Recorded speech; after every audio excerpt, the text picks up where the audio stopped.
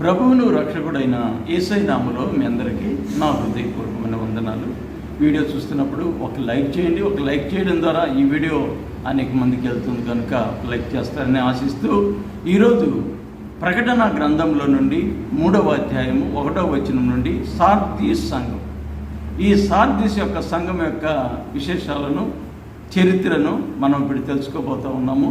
కాబట్టి సార్దీస్ సంఘమును పౌలు గారు, అపోస్తలుడైనటువంటి పౌలు గారు దీన్ని స్థాపించారు. ఈ యొక్క సార్దీస్ సంఘము గొప్ప సంఘము, గొప్ప డబ్బున్నటువంటి ధనికుల సంఘం ఇది. అలాగే ఈ సార్దీస్ సంఘం అనేటువంటిది ఒక కొండ మీద ఉన్న పట్టణంలో కట్టబడినటువంటి ఒక మందిరం, దేవుని మందిరం. అపోస్తలుడైనటువంటి యోహాను గారి ద్వారా దేవుడు తెలియజేస్తున్నటువంటి సంఘానికి తెలియజేస్తున్నటువంటి విశేషాలను ఇప్పుడు మనం తెలుసుకుందాం. సార్దీసులో ఉన్న సంఘపు దూతకు ఇలాగ వ్రాయము, 7 నక్షత్రములు దేవుని 7 ఆత్మలు గలవాడు చెప్పు సంగతులేమనగా. ఇక్కడ 7 నక్షత్రములు, నక్షత్రములు అంటే ఆకాశంలో ఉండే, ఎత్తుగా ఉండే. అలాగే 7 ఆత్మలు, దేవుని పరిశుద్ధాత్మ. ఆత్మ అనగానే శరీరం లేని దాన్ని ఆత్మ అంటారు. కాబట్టి 7 ఆత్మలు కలిగిన వాడు చెప్పు సంగతులేమనగా, నీ క్రియలను నేను ఎరుగుదను. అవేవనగా జీవించుచున్నావనే పేరు మాత్రమే నీకున్నది, కానీ నీవు మృతుడవే. జీవించుచున్నటువంటి పేరు మాత్రమే ఉంది, నువ్వు మృతుడవే. ఎందుకని ఆ విధంగా చెప్పబడిందంటే, దేవుడు ఈ సంఘములో కొంతమంది ఉన్నతమైనటువంటి వ్యక్తులు, ఆత్మ సంబంధమైన వ్యక్తులు, దేవుని కొరకు నిష్ట కలిగినటువంటి వ్యక్తులు, దేవుని కొరకు పోరాటం కలిగిన వ్యక్తులు కూడా ఉన్నారు. కానీ కొంతమంది వాళ్ళకున్న డబ్బును బట్టి, వాళ్ళకున్న ధనమును బట్టి, వాళ్ళకున్న సిరి సంపదలను బట్టి గర్వించినటువంటి వాళ్ళు కూడా ఈ సంఘంలో ఉన్నారు. నీ క్రియలు నా దేవుని ఎదుట సంపూర్ణముగా నాకు కనబడలేదు. నీ క్రియలు నాకు సంపూర్ణముగా కనబడలేదు కనుక జాగరూకుడువై సావనై ఉన్న మిగిలిన వాటిని బలపరచు. జాగరూకుడువై మెలకువ కలిగి ఉండు. ఏ విషయంలో నువ్వు పడిపోతున్నావో ఆ విషయంలో జ్ఞాపకం చేసుకొని దేవునికి దగ్గరగా ఉండు. నీ డబ్బు, నీ పదవి, నీ బంగారం, నీ వెండి నిన్ను రక్షించలేదు. రక్షించగలిగిన దేవుడు సమర్థుడు, యుగ యుగాలు పరలోక పట్టణం ఇవ్వగలిగిన దేవుడు యేసయ్య. కాబట్టి ఏదైతే నీలో తగ్గిపోతూ ఉందో, నీ విశ్వాసం తగ్గిపోతుందో, దేని వలన విశ్వాసం తగ్గిపోతుందో దాన్ని ఒక్కసారి జ్ఞాపకం చేసుకో.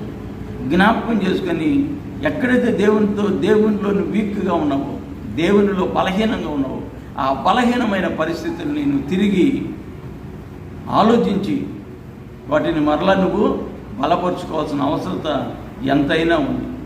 ఎలాగ ఉపదేశం పొందేదో, ఏ విధంగా ఉపదేశం పొందేవో, ఎలాగ వింటివో జ్ఞాపకం చేసుకుని దాన్ని గైకొనచ్చు, మారు మనసు పొందుము. నువ్వు జాగరూకుడుపై ఉండని ఎడల నేను దొంగవలే వచ్చేది. నువ్వు జాగరూకుడు అంటే జ్ఞానము కలిగి లేదా మెలకువ కలిగి ఉండని ఎడల నేను దొంగవలే వస్తాను అంటున్నాడు. అంటే ఇక్కడ ఉద్దేశం, దేవుని ఉద్దేశం దొంగలాగా రావడం అంటే తెలియనటువంటి సమయంలో, నువ్వు అనుకున్న సమయంలో, నీకు తెలియనటువంటి సమయంలో ఎప్పుడు వస్తాడో దేవుడు తెలియదు. కాబట్టి మన విశ్వాసం ఎవ్రీడే మనము జ్ఞాపకం చేసుకుని దేవుని విశ్వాసంలో కొనసాగాల్సిన అవసరత మనకెంతైనా ఉంది. కాబట్టి ప్రతిరోజు మనం దేవునితో ఉన్నటువంటి ఆ సంబంధం, ఆ సహవాసం మనకు ఉండాలి. ఏ సమయంలో మనం చనిపోతామో, ఏ సమయంలో ఉంటామో, ఏ సమయంలో ఏం జరుగుతుందో మనకు తెలియదు. మనిషి జీవితం అనేది నీటి బుడగలాంటిది కనుక విశ్వాసంలో బలపడుతూ ఎక్కడైతే మనం దేవునిలో తప్పిపోతున్నామో ఆ తప్పిపోయిన వాటిని మనం దేవుణ్ణి అడిగి ప్రార్థన ద్వారా తెలుసుకోవాల్సిన అవసరత ఎంతైనా ఉంది. అయితే తమ వస్త్రములను అపవిత్రపరుచుకొనని కొందరు సార్దీసులో నీ యొద్ద ఉన్నారు. ఇంకా కూడా అపవిత్రపరచుకొని వాళ్ళు నీ దగ్గర ఉన్నారు. తమ వస్త్రములు అపవిత్రపరుచుకొని, వస్త్రములు అంటే మురికి గుడ్డలు.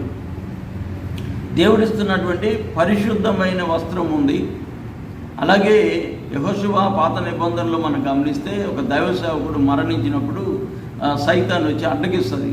అప్పుడు దేవదూతలు వచ్చి, మిఖాయేలు దూత వచ్చి, ఇతను పరిశుద్ధుడు, ఈయన దేవుని మందిరానికి అర్హుడు అంటే, లేదో చూడు అతని బట్టలని ఆ మురికి గుడ్డలను చూపిస్తుంది. కాబట్టి దేవుడు వెంటనే ఆయన బట్టలు మార్చి మలిన వస్త్రాలు తీసి పరిశుద్ధమైన వస్త్రాలు తొడిగించి ఆయన్ని పరలోక పట్టణానికి తీసుకుపోయాడు. కాబట్టి సైతాన్ని ఎప్పుడు చూసినా మనల్ని ఆటంకపరచాలని, మనల్ని దేవుని మందిరానికి వెళ్ళనీయకుండా చేయాలని, పరలోక పట్టణం పోకుండా చేయాలని ఎన్నో విధాలుగా ప్రయత్నం చేస్తుంటాడు. అయినప్పటికీ ఈ రోజున లోకంలో, ప్రపంచంలో అనేక మంది పరిశుద్ధులు ఇప్పటికీ అపవిత్రం కానిటువంటి వాళ్ళు, పాపం లేనటువంటి వాళ్ళు, దేవుని కొరకు నిష్ట కలిగినటువంటి వాళ్ళు, దేవుని కొరకు జీవించే వాళ్ళు ఇప్పటికీ ఉన్నారు. ఆ సంఘంలో కూడా, సార్దీసు సంఘంలో కూడా ఉన్నారు. వారు అర్హులు కనుక తెల్లని వస్త్రము ధరించుకొని నాతో కూడా సంచరిస్తారు. వాళ్ళ అర్హులు దేవునితో నడవడానికి, దేవునితో సంచరించడానికి.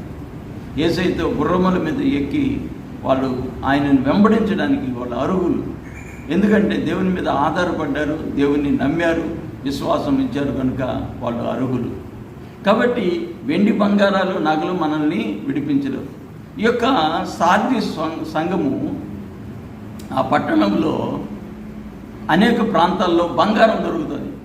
అనేక ప్రాంతాల్లో ఇసుకలో బంగారం దొరుకుతుంది, బంగారం ఉంటుంది. కాబట్టి ఆ బంగారము వాళ్ళ బంగారం ద్వారా వాళ్ళందరూ కూడా ఆ యొక్క ప్రాంతంలో ఉన్న వాళ్ళందరూ కూడా గొప్ప స్థితిలో ఉన్నారు, చాలా ఉన్నతమైన స్థితిలో ఉన్నారు. కాబట్టి ఆ బంగారము, ఆ డబ్బు, వాళ్ళకున్నటువంటి పట్టణం యొక్క గొప్ప స్థితిని బట్టి వాళ్ళకి గర్వం అనేది ఉంది. ఆ గర్వం పోగొట్టుకోవాలి. ఎందుకంటే రాజులకు రాజు, ప్రభులకు ప్రభు అయిన దేవుడు ఆయన మనకు తోడుగా ఉండాలి. ఆయన తోడు లేకపోతే మనకి ఎంత ఉండి కూడా ఏమీ లాభం లేదు. మన ప్రాణమును విమోచించేవాడు ఆయనే, మన ప్రాణమును కాపాడేవాడు ఆయనే. కాబట్టి అర్హులు కనుక వాళ్ళకి తెల్లని వస్త్రము ధరింపజేసి నాతో కూడా వారు సంచరిస్తారు. జయించువానికి అలాగున తెల్లని వస్త్రములు ధరించుకున్నాం. ఇదంటే లోకాన్ని జయించి దేవుని వైపు చూసి తాము తగ్గించుకొని ఎప్పుడైతే దేవునిలో ఉంటారో వాళ్ళ పేర్లు జీవగ్రంథంలో ఎంత మాత్రము తుడిచిపెట్టకుండా అలాగే ఉంటాయి. నా తండ్రి ఎదుట, దూతల ఎదుట నేను వారి పేరుని ఒప్పుకుంటాను. నన్ను ఈ లోకంలో ఎవరైతే ఒప్పుకుంటారో నేను వారిని ఒప్పుకుంటాను. పేరుకు మాత్రమే క్రైస్తవులు కాదు, పేరుకు మాత్రమే దేవుని నామాన్ని జపించడం కాదు, కానీ ఆత్మీయంగా మనసులో కూడా దేవుని గురించినటువంటి ఆ మనస్తత్వం అనేది ఉండాలి. దేవుడి వాక్యం దీవించి ఆశీర్వదించును గాక. మరొక వీడియోతో మీ ముందుంటాను. మీ అందరికీ వందనాలు.